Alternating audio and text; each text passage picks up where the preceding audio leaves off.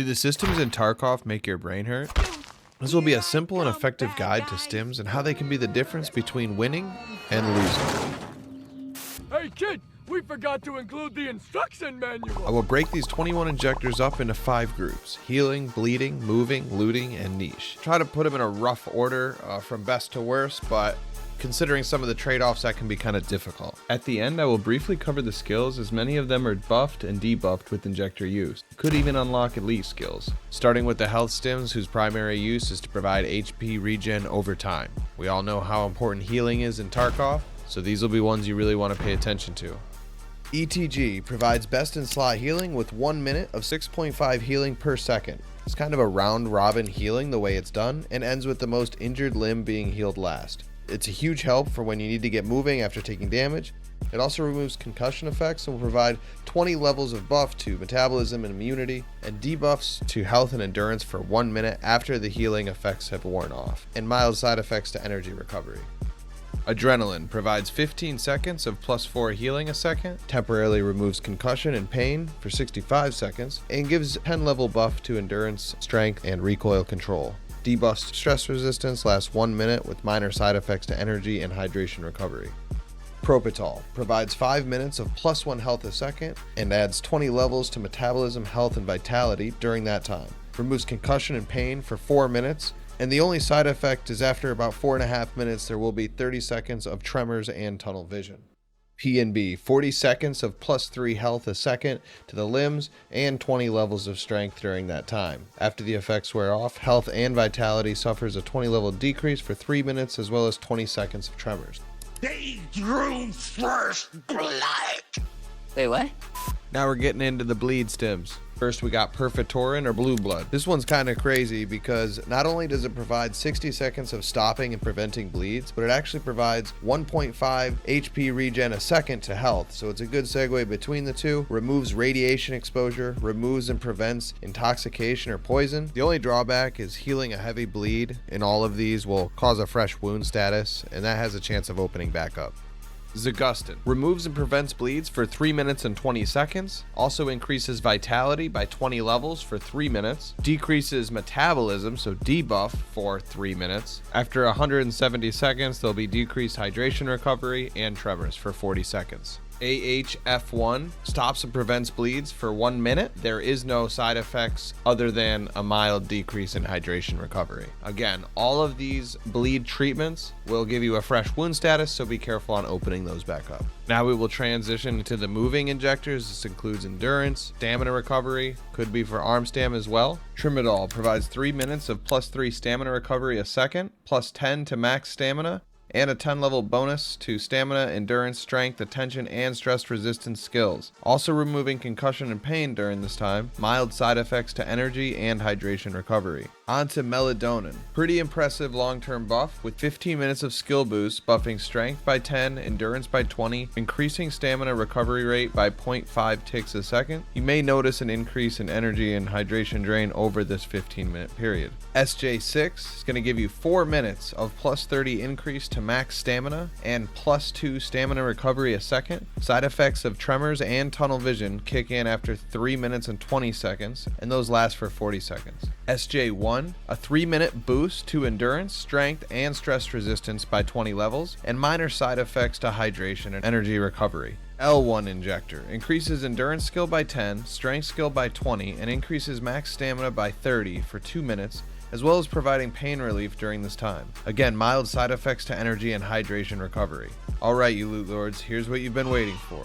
Das Mule, Mule Stimulant.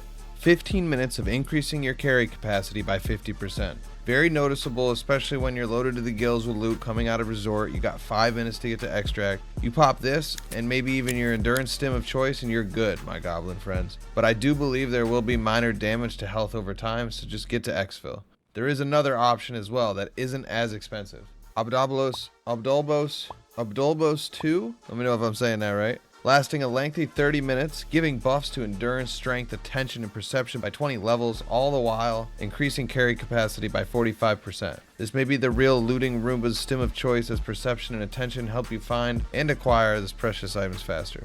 Before we get into more niche stims, I want to shout out the SJ12. Perfect for new players and Sherpas to keep on hand, as the energy and hydration stats can be very annoying early on and easy to forget about. As you level, the metabolism skill will mitigate the annoyance, but you never know when you might get your stomach blown out. This stim increases perception by 30 levels and increases energy and hydration recovery by 0.05 ticks a second, which basically translates to keeping you above zero, just out of harm's way for 10 minutes. After 10 minutes, your body temp will rise and you'll be lit like a Christmas tree on thermals though, so be careful. If you don't have thermal, you're going to die to somebody who does use thermal. Because you really can't plan for a thermal event. That is the time to bring up the SJ9 injector. This injector lowers body temperature so you cannot be seen as easily by thermal imaging. Quite a few side effects though, you'll see it's very niche use case. 3BTG can be somewhat of a looting stim, as it boosts your perception and attention by 30, finding and acquiring loot faster, increases strength by 10, and increases stam recovery by +1 a second. All of this for 4 minutes, after which you'll experience 45 seconds of tremor. P22 increases stress resistance, health, and vitality by 30 levels for 1 minute, with a trade-off of endurance and stamina recovery for a minute after those initial effects wear off. Let me know below of a particular use case for the P22, if there is one, as I have never really used it myself. XTG12 stimulant is used as an antidote for poison by removing and preventing intoxication effects, such as cultist poison, for 60 seconds.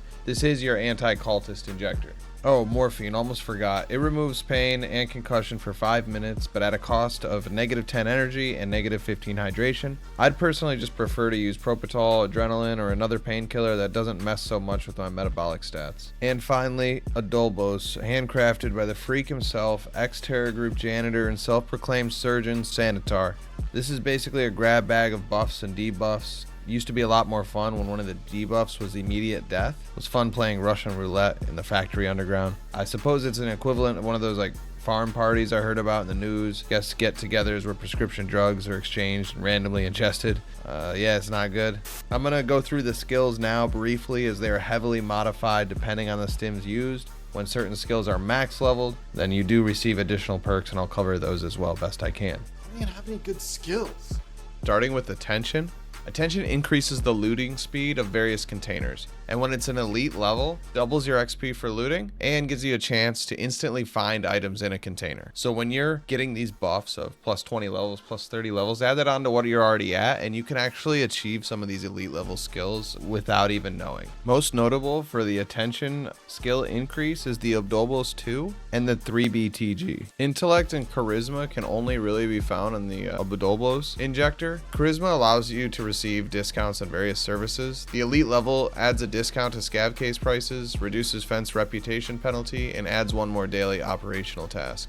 And then Intellect speeds item examination, lockpicking, and improves the quality of weapon repairs. Elite level is an ammo counter, guest container contents without searching. You do not need a manual for item examination. Not sure what all those mean, but there it is. Perception increases hearing distance, improves aiming concentration, and makes detection of nearby loot easier. The elite level grants you a loot proximity notification.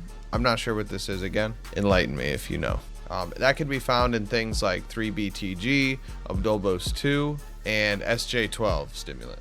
Endurance influences the amount of stamina and the rate of exhaustion while running, jumping, as well as holding and recovering breath. Elite level allows breathing to be independent of energy, so those are two separate bars, I guess, as far as that goes. I've never reached it myself. Also says increased hands endurance and stamina. Endurance buffs and debuffs can be found in some of these, but we'll focus on the buffs. Increase is L1 by 10, Primadol 10, Adrenaline 10, Melatonin 20, SJ1 20, Obdobos 10, Obdobos 2 is 20, and that's all. Health speeds up the recovery from damage sustained in raids, decreases the probability of fractures, and lowers the energy and dehydration rate. The elite level comes with the perk damage absorption. Health skill buffs can be found on things like Propital, AHF1, and P22. Immunity skill affects the susceptibility to illnesses and effectiveness of their treatment. The elite level grants you a chance to gain immunity to negative effects from stimulants, food, water, and poison. I think this buff can only be found on the ETG with +20. Strength skill allows you to jump higher, sprint faster, hit harder, throw farther, and carry more weight. The elite level gives you a chance to deal critical melee damage It also doesn't add the weight of your equipped weapons onto your character. This doesn't include any weapons in the backpack, but the weapons will not add to your character's weight, so giving you a pretty big advantage. The stims that give you buffs to this is the L1, Trimidol, Adrenaline Injector, P&B, Melatonin, SJ1, 3BTG, Obdobos, and Obdobos 2. Stress resistance improves the chance of withstanding injury like shock, shaking hands, and tremors. Elite level grants you access to Berserk mode, which I don't know a whole lot about other than I think you do more damage and can take more damage. The stims that offer buffs to stress resistance are Trimidol, P22, SJ1, and the Obdobos Cocktail Injector. Vitality improves your chance of surviving a wound by decreasing the possibility of bleeding and instant death through critical damage to a body part. The elite level increases health regeneration in combat, and all bleeding stops on their own. This means that bleedings will stop automatically after a few seconds without the use of medical items, so super thick blood. Injectors that grant buffs to this include Propitol, Sigustin, and P22. And last is recoil control, obviously granting greater control over recoil, reducing horizontal spread, and making recoil more predictable. Adrenaline being the only injector that grants a buff to this, and it's by plus 10 levels. Okay, that's it. We cover what the injectors do, how exactly the buffs play into the skills. So now go get yourself an injector case if you don't have one already, and go from Goose to Giga to Goblin, whatever you want to do, have fun, happy rating. Really loving the feedback on these, so just keep it coming. And there's been some good talk in the comments, whether it be strategy, technique, general tips. Y'all know what to do. Like, subscribe, peace.